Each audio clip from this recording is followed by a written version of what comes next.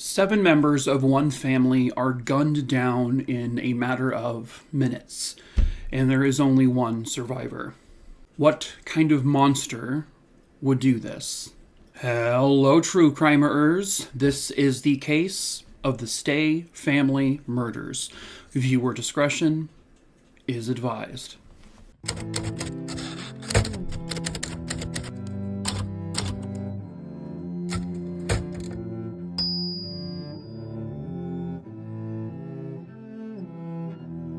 Real quick, just to spare any confusion, I'm well aware there is another family murder called the McStay family murders.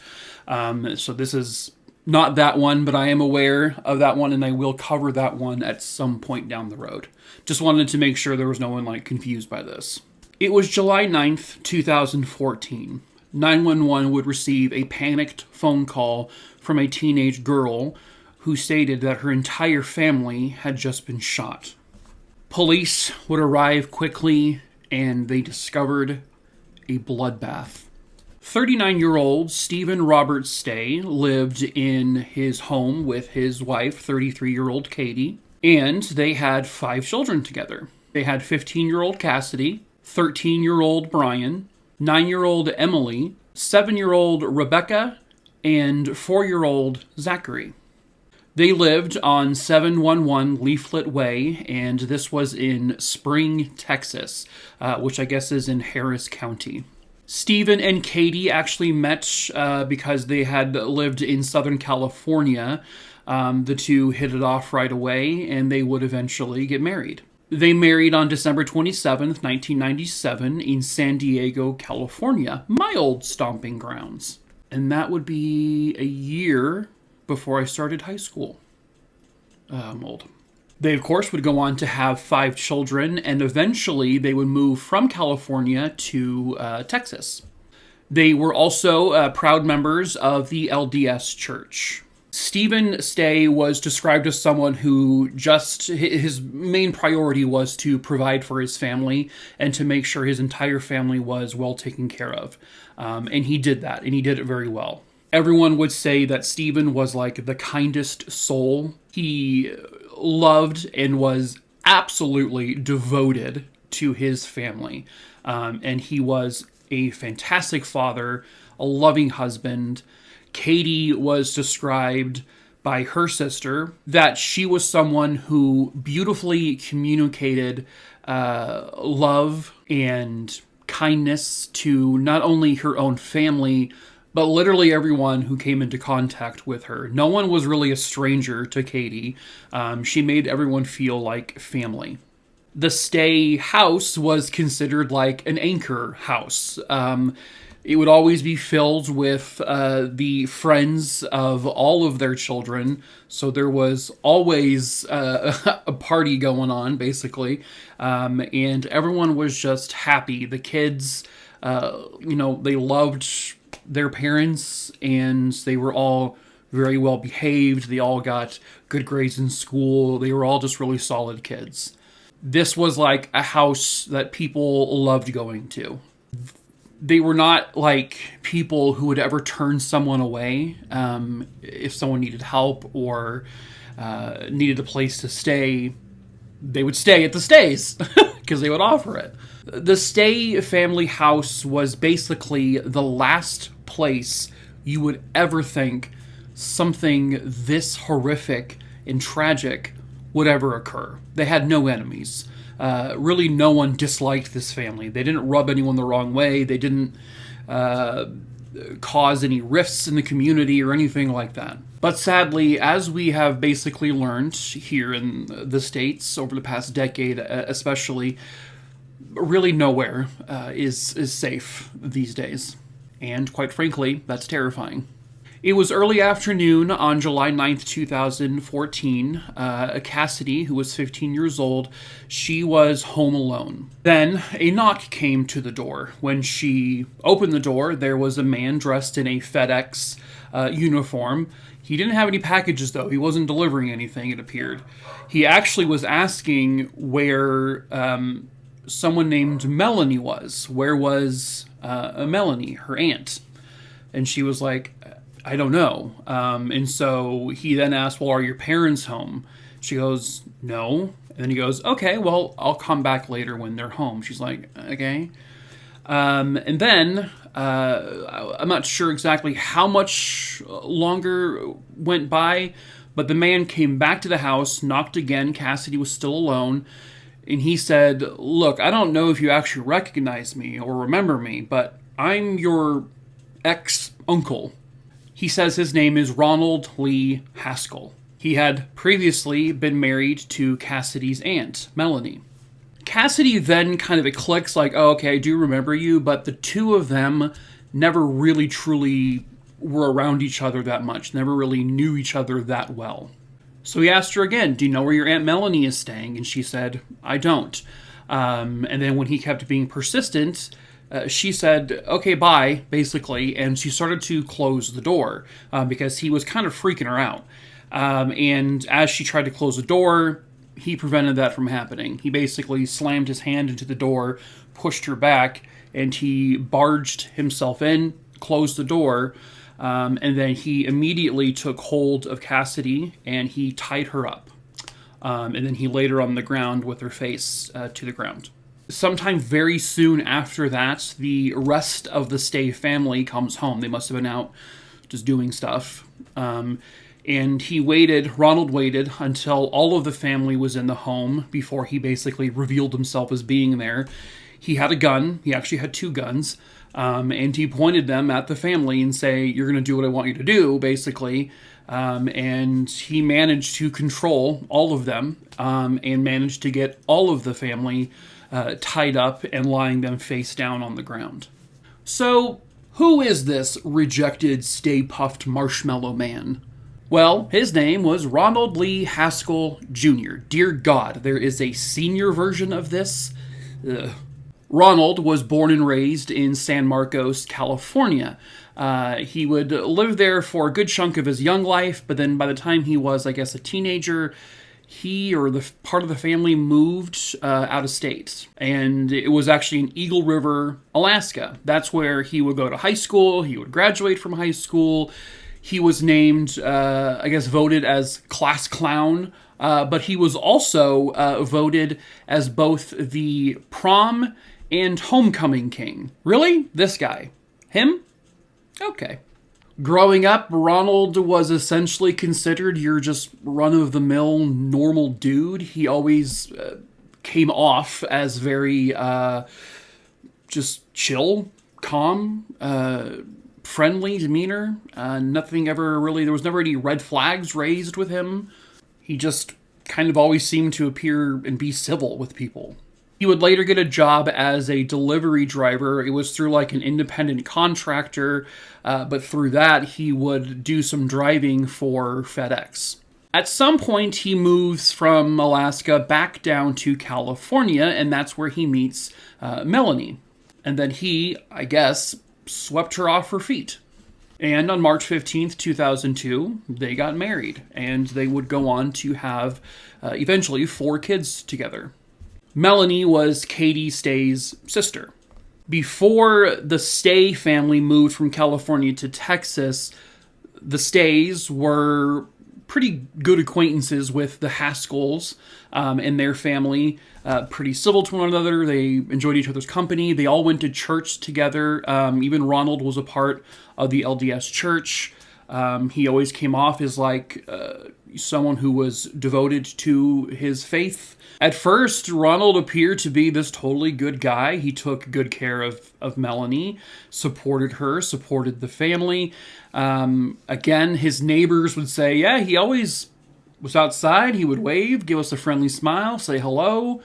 Normal, chill, calm. He would never he never was seen like raising his voice to anyone. But as we have learned over the many years, especially with true crime content, most monsters are very, very good at camouflaging themselves. Melanie and Ronald and the family would then move out to Utah, specifically to the city of Logan. It's there that they were having a house built, and actually Ronald was a part of constructing the house, so he helped build it. The family settled and lived there for about 6 or 7 years.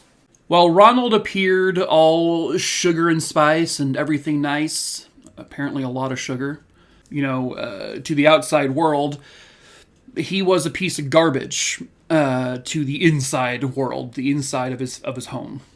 He was physically and emotionally abusing Melanie, and he'd been doing it for a while. In 2008, he was charged with domestic violence and simple assault because he had actually grabbed Melanie by the hair and yanked her out of bed by her hair, dragged her, I guess, down the hallway and punched her in the head.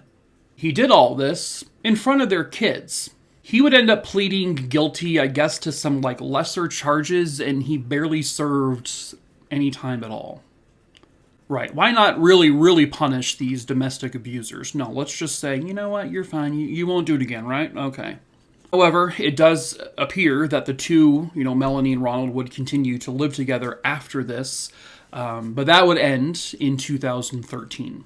Because in July of 2013, Melanie would finally, after experiencing more abuse, she would finally work up the courage to get a restraining order placed against him. And then the following month, she filed for divorce. The courts, and even Melanie's own attorneys, would go on to say that Ronald's behavior during these proceedings, he was very calm. He seemed very respectable, very professional. He never, again, raised his voice or lashed out in any way, shape, or form. And I guess he was somewhat easy to work with during all of it. Eventually, Melanie, the divorce would, be finalized, and then Melanie would get primary custody of the children. I guess Ronald was still allowed partial custody or supervised visits. I'm not 100% sure. After this, Ronald moves back to San Marcos, California to live with his parents. And then Melanie she takes the kids and they move down to Houston, Texas, so that they can be near the family, her sister. Ronald had apparently had issues with depression over the years, but I guess it's something he never actually sought treatment for. And when people maybe offered to get him help or say, hey, you need help, I guess he would just be like, nah, I'm good. Well, this would continue to get worse and worse, especially after the whole divorce and custody situation. It would kind of spiral into a point where he had this mental explosion in his head. His wife left him, she took the kids, moved out of state. He is now without a job, he has no income, and he is expected to pay somewhere around $800 a month in child custody. Melanie is now happy. The 4 kids are happy because they're now living close to their 5 cousins, which they get to hang out with and play with. So his depression just continued to get worse and worse, and it would snowball. And he was now starting to show major anger and aggression towards his own immediate family. He would scream at his mom. He would scream at his sister. He would hold himself up in his bedroom with the door locked, and he would refuse to come out and eat anything. Well, you know what? You could stand to lose a few pounds, says the 3-chinned fat guy. Well, Hi, Pot. I'm Kettle. But then it got bad. One day, he decided to basically assault his sister and his mom. He, tied them up, and he just kind of, hurt them physically. But he would then let them go, and then his sister would, immediately go to police and say, I need a restraining order against my own brother. But I guess she would eventually drop that whole thing, and they wouldn't go through with it. And then Ronald continued to live with his mother. And then it got bad again. You see, Ronald found out that his mom was having phone conversations with Melanie, his ex-wife, and this really pissed him off. So what he would do was he would physically take his mother, put her on a chair, and he tied her up to the chair using duct tape. He bound her wrists together, he tied her at the ankles to the chair, and then he assaulted her. And then he would choke her until she eventually passed out. She would survive, and when she finally came to, Ronald was long gone. He had already started to flee. So now, she calls police, and now San Marcos police are on the hunt for this guy. But unfortunately, they wouldn't find him, because Ronald was already in a car on his way to Texas. He was on a deadly mission. He wanted to find his ex-wife, Melanie, and I guess make her pay for the hardships she caused, even though he was the one who caused it by physically abusing her. And his plan was to basically kill any of her family members in the way. Unfortunately, his very first stop was at 711 Leaflet Way in Spring, Texas. And it was July 9th, 2014. So now we go back to the scene of the crime. Ronald has now successfully tied up all 7 members of the family. He has most of them lying face down on the ground. He has Stephen, the patriarch of the family, on the couch, all tied up. Cassidy, the 15-year-old, is crying and screaming and begging her ex-uncle, please don't hurt us. Please just leave us be. He is berating them, screaming at them. He's like off his wall, and he's asking them, where is Melanie? Where does she live? I need her address. Apparently, they don't give him the answers that he wants. This family, they were good, decent human beings who did really nothing wrong. And they really had no part of this quarrel between him and Melanie. They were just kind of outsiders looking in. But he didn't care. For God's sakes, 5 of these people were children, aged 4 to 15 years old. So I guess once he decides that they're not going to give him the answer he wants, he would walk up behind Stephen, who's on the couch. He put a gun right to the back of his head and he pulled the trigger, and he shot Stephen dead. Then he goes one by one to the backs of, Katie's head and the children's heads, and he pulls the trigger into the back of each of their head. Meanwhile, Cassidy, who's basically at the end of the run here, she's still screaming and begging to please stop, but he's not listening. This next part is upsetting. I mean, this whole thing is upsetting, but this portion is heartbreaking, and it does involve the youngest child, so if you don't want to hear it, feel free to skip ahead. I should have a chapters below where you can just skip to the next part. So, 4-year-old Zach, when Ronald shot at him, he actually missed his head, and he shot Zach in the shoulder. Zach, who was already crying and screaming, he got up and he just started wailing and just, he was just out of control. He was in pain. He would run to his father on the couch, and he buried his head into his father's shoulder because he was seeking comfort, help. He wanted his father to save him, but his dad was already dead.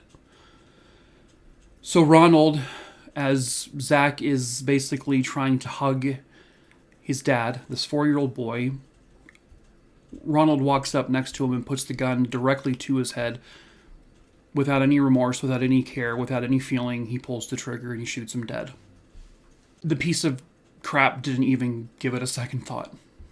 He just kept going and kept shooting. And then he got to Cassidy. She was the last one. And I guess she had her hands, I suppose, tied in front of her. So he points the gun at her head. As he's basically pulling the trigger, she manages to pull up her hand to her face. The bullet shoots through her finger, and then it grazes her head, which causes a lot of blood. And she immediately thinks of this. She immediately decides that she knows she's not dead, obviously, but she immediately thinks to herself, I'm going to play dead. I don't know how a person could do that. I don't know how, if you just got shot, you just saw your entire family murdered, you just witnessed this brutal moment with your 4-year-old brother. I don't know how, through all the crying, the screaming, and the pain, how a person can just suddenly stop and know to pretend to be dead. But she did it, and she fooled him. And that's amazing, because I don't know if I could do that. But she was successful, and he would then take the family's vehicle, steal it, and then he would flee. His plan is to drive to the next family member's house. I believe it would be Melanie's parents' home. Cassidy just sits there and she waits until she knows for an absolute fact that he's gone. And she manages to get up and go to the phone and call 911 and report what just happened. My whole family was just shot and killed. I think I'm the only one left. And when police arrived, they confirm all 6 members of the family, minus Cassidy, Stephen, Katie, Brian, Emily, Rebecca, Zachary, all of them were pronounced dead at the scene. Cassidy is rushed to the hospital, where she would spend the next month or so in, but she would pull through, and she survived. And it is literally because of her that her ex-uncle got caught. Because while she was on the way to the hospital, she told police everything. She was able to recount who it was, gave them a description. She even said, this is where he's probably going next. And so they took that information and they managed to drive to where I guess the next family member's house would have been. And they actually arrived as Ronald was still in his car and he hadn't gotten into the home yet. So if you think about it, Cassidy just saved a bunch of lives because she managed to fool him by pretending to be dead.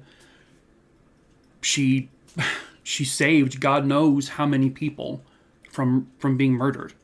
When Ronald sees police arrive at the home, he immediately takes off in the car and he leads them on this pursuit. But the pursuit would end because he's an idiot.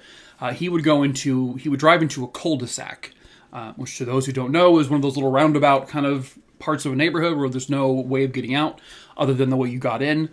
And I'm showing some pictures at this point of kind of what it is. But he would stop at this cul-de-sac and he takes out his gun and he points it at his own head. I don't know if he's like basically trying to negotiate with them or if he's threatening to pull the trigger on himself and they're trying to take him in without him dying. I'm not sure, but they pin him in with like these 2 huge vehicles.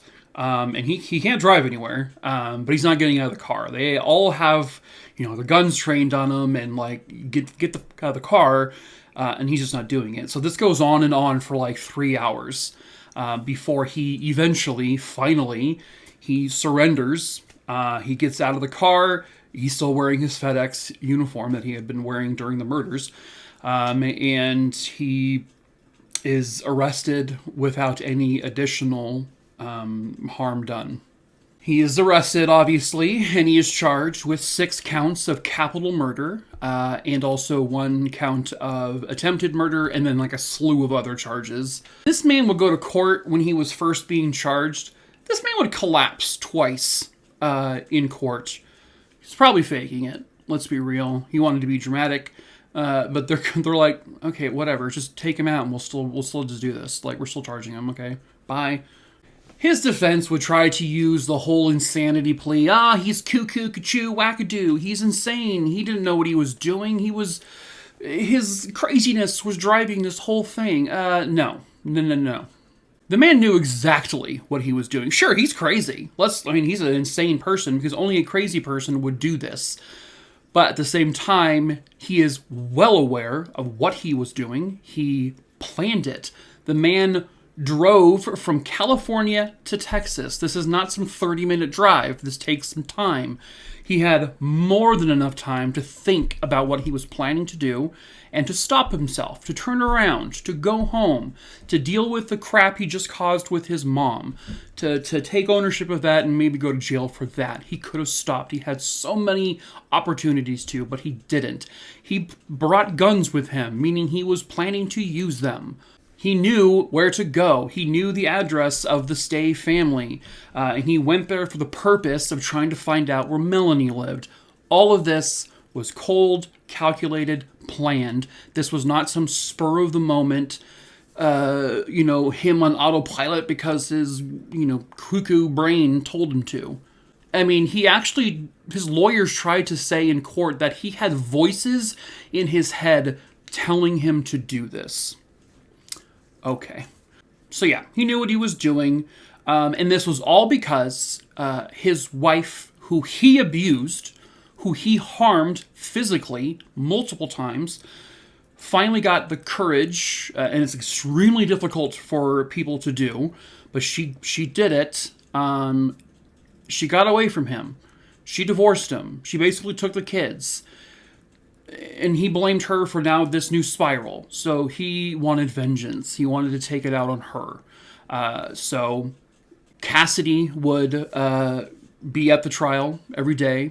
She would go on the stand and she would testify against her ex-uncle. She pointed right at him and said, yep, that's the guy. She recounted the entire horrible event. She pointed out where things happened. She showed where she was shot, where the bullet grazed her head. She did it all. And then again, she saved freaking lives. So because of her, I think this story could have been even worse. But thankfully, it wasn't. But tragically, we also lost this entire family. And I believe Cassidy would later go on with, other family members to live on with. Now she's an adult, of course. But on September 26, 2016, Ronald Lee Haskell was found guilty on all charges. Because the jury didn't buy his crap about this whole, I'm crazy. And so then a month later, in October of 2016, he was sentenced to death. He is scheduled to be sentenced to death by lethal injection. He is still rotting away on death row. So, cool. I hope he drops the soap numerous times. Well, I don't know if anyone would want to deal with that, but I hope he does anyway. But this is a horrible story. There's just no other way to say it. This is awful. I just go back to what that little boy went through for those brief little moments, and it's just like, I'm very glad Ronald is where he is right now. But that is it for this case. I hope you found it interesting. As usual, I have a ton more content here on YouTube if you're new to my channel. I'm True Crime, so please subscribe if you like true crime. Please like the video and drop a comment, I guess, because I think that helps with the algorithm and whatnot. I'm not 100% sure how it all works, but I know liking and subscribing helps, and watching the whole video and all that. So whatever you can do, I appreciate. I love you guys. So yeah, I have a lot more content on here for you to watch. I also have a ton of compilation videos because I'm originally from TikTok. The dogs don't like TikTok anymore, so they're going crazy. Because I don't like TikTok anymore because it's poopy. But I have like 3 million, close to 3 million followers over there, and it's like, now I'm over here. This is my primary place, so there's tons of stuff for you to watch here. Secondly, if you have a case you would like me to cover, please email me. The email is listed below. It's also in my link tree. Please check my case list. Also in my link tree. Scroll through it. Make sure the name isn't on there. If it isn't, then email me the name, where it happened, when it happened, and I will eventually, I promise, add it to my list. Just give me some time.